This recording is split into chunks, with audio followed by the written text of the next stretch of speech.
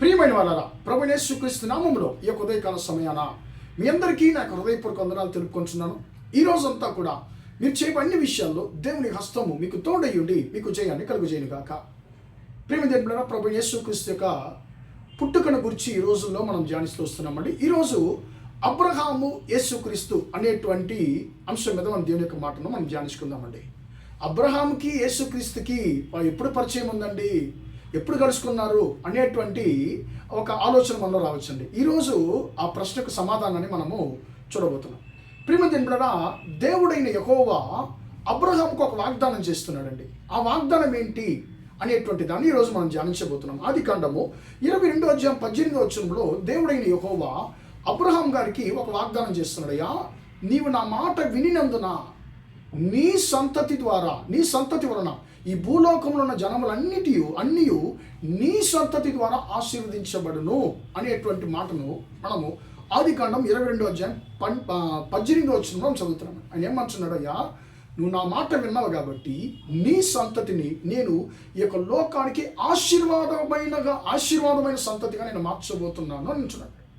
ఇప్పుడు దేవుడైన యెహోవా అబ్రహాం గారికి ఇచ్చినటువంటి యొక్క వాగ్దానంలో ఉన్నటువంటి మర్మము, రహస్యం ఏమిటి అనేటువంటి దాన్ని ఈరోజు మనం ధ్యానించుకోబోతున్నాం.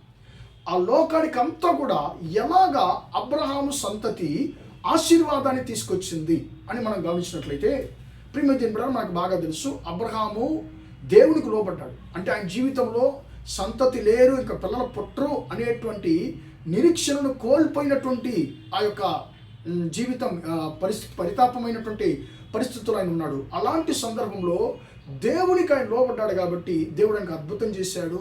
మళ్ళీ దేవుడు ఆయన యొక్క కుమారునైనటువంటి ఇస్సాకుని బలి కోరాడు. ప్రియమైన ఆ విషయంలో కూడా అబ్రహాం గారు దేవునికి లోబడ్డాడు. అప్పుడు దేవుడు ఏం చేస్తున్నాడయ్యా, నీ యొక్క ఒకే ఒక కుమారుడు నాకు ఇచ్చావు కాబట్టి, నా మాటకు లోబడ్డావు కాబట్టి నీ యొక్క సంతతిని నేను ఈ యొక్క లోకానికి ఆశీర్వాదకరమైన సంతతిగా మారుస్తాను అని అంటున్నాడు. ఇప్పుడు ఒక్క వ్యక్తి ద్వారా లోకమన్నిట్లో ఉన్న ప్రజలు ఎలాగ ఆశీర్వాదాన్ని పొందుకున్నారు, ఎవరు ఆ వ్యక్తి అని మనం గమనించినట్లయితే ఆయనే ప్రభువైన యేసుక్రీస్తు. అంటే తండ్రిని దేవుడు చెప్పేటువంటి ఒక మాట ఏంటి, అయ్యా నీ సంతతిలోనే నేను ఈ లోకాన్ని రక్షించేటువంటి రక్షకుని నేను పుట్టించబోతున్నాను అంటున్నాడండి. ప్రియమైన దేవుడు, మనకు బాగా తెలుసు అబ్రహాం గారి కుమారుడు ఇస్సాకు గారి కుమారుడు యాకోబు గారి కుమారుల్లో ఒక్కరు ఎవరంటే యూదా. ఆ యూదా యొక్క వంశంలోనే మన లోకరక్షకుడైన మన ప్రభువైన యేసుక్రీస్తు జన్మించాడు. ప్రియమైన దేవుడు, ఇలాగా ఈ యొక్క ప్రవచనము, వాగ్దానం నెరవేరిందండి. అంటే ఎలాగా, యేసుక్రీస్తు యూదా వంశంలో పుట్టాడు కాబట్టి, ఆయన అబ్రహాం సంతతి కాబట్టి, ఆ అబ్రహాము సంతతి ఈ యొక్క లోకానికి ఒక ఆశీర్వాదకరమైన పాత్రగా, ఈ లోకానికి రక్షణను తీసుకొచ్చేటువంటి ఒక పాత్రగా ఆ యొక్క అబ్రహాం యొక్క సంతతి మారింది. ప్రియమైన యేసుక్రీస్తు వారి ద్వారా ఈ లోకం రక్షింపబడింది, పాపం నుండి విమోచించబడింది, సాతాను యొక్క బంధకం నుండి ఏలుబడి నుండి విడిపించబడింది.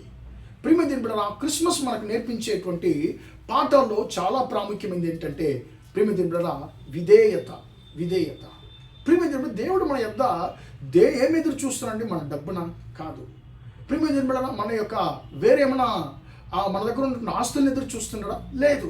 ఆయన మన దగ్గర ఎదురు చూసేటువంటిది ఏదండి, విధేయత, దేవుని మాటకు లోబడుట. అందుకే ప్రియమైన దేవులారా, మనము మొదటి సమయంలో గ్రంథంలో 15వ అధ్యాయంలో మనం గమనిస్తాం, బలులర్పించుట కన్నా మాట వినుట శ్రేష్టము. మనము ఎన్ని విషయాలు దేవునికి లోబడుతున్నామండి. ప్రియమైన దేవులారా, ప్రభు అయిన అబ్రహాము తండ్రి అయిన దేవునికి లోబడ్డాడు కాబట్టి ఆయన యొక్క లోకానికి ఆశీర్వాదకరమైన పాత్రగా మారాడు. ఆయన యొక్క వంశంలో లోకరక్షకుడైన యేసుక్రీస్తు జన్మించాడు.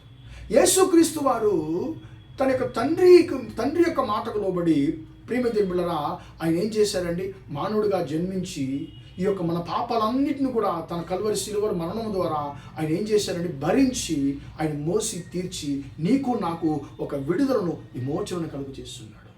ప్రియమైన దేవులారా, కాబట్టి అబ్రహాము ద్వారా మనం నేర్చుకునేటువంటి పాఠం ఏంటి, నువ్వు దేవునికి లోబడు, అప్పుడు నీవు ఈ యొక్క లోకానికి ఆశీర్వాదకరమైన పాత్రగా మారగలవు అనేటువంటి పాఠాన్ని ప్రియమైన దేవులారా ఈ యొక్క క్రిస్మస్ ద్వారా అబ్రహాము వారి ద్వారా మనం నేర్చుకున్నాం. కాబట్టి ప్రియమైన దేవుడు, మనం అన్ని విషయాల్లో మనం దేవునికి లోబడాలని చెప్పి దేవుడు ఇష్టపడుతున్నాం. మనం ఏ విషయాల్లో దేవునికి లోబడుతున్నాము, ఎన్ని విషయాల్లో మనం దేవునికి లోబడుతున్నాం అనేది ఒకసారి మన జీవితాన్ని పరీక్షించుకుందాము. పూర్తిగా దేవునికి లోబడడానికి మన జీవితాన్ని సమర్పించుకుందాం. ప్రార్థన చేద్దామా? ప్రేమగల మా తండ్రి, దయగల దేవా, ఇంతవరకు ఈ మాటలు విన్న తండ్రి, నీ బిడ్డలు మీరు దీవించండి, ఆశీర్వదించండి అయ్యా. తండ్రి, అబ్రహాము యేసుక్రీస్తు అనేటువంటి అంశం మీద తండ్రి మేము యొక్క వాక్యాన్ని ధ్యానించుకోవడానికి కృప దయచేసాము. నీకు స్తోత్రమయ్యా. అబ్రహాం గారు తండ్రి మీకు లోపడ్డాడు కాబట్టి ఆ యొక్క లోకానికి ఆశీర్వాదకరమైన పాత్రగా మారాడు అనేటువంటి అయ్యా స్తోత్రం సందేశాన్ని మాకు వినిపించారు. నీకు స్తోత్రం అయ్యా. ఈ యొక్క వాక్య ప్రకారం తండ్రి మా జీవితంలో అన్ని విషయాల్లో తండ్రి నీకు లోబడేటువంటి కృపను మాకు దయచేయమని ప్రార్థిస్తున్నాను తండ్రి. అయ్యా స్తోత్రం. లోబడినటువంటి అబ్రహాం యొక్క తన సంతతిలో అయ్యా లోకరక్షకుడైనటువంటి నీ కుమారుడైన యేసుక్రీస్తును పంపారు. అయ్యా స్తోత్రం తండ్రి. మేము కూడా నీకు లోబడి ఈ యొక్క లోకానికి ఆశీర్వాదకరమైన పాత్రగా మారేటువంటి కృపను మాకు దయచేయండి. యేసుక్రీస్తు నామములో ప్రార్థించి అడిగి వేడుకొంచున్నాడు తండ్రి. ఆమేన్, ఆమేన్. ప్రియమైన వారలారా, దేవుడు మిమ్మల్ని దీవించి ఆశీర్వదించును గాక. Praise the lord, praise the lord.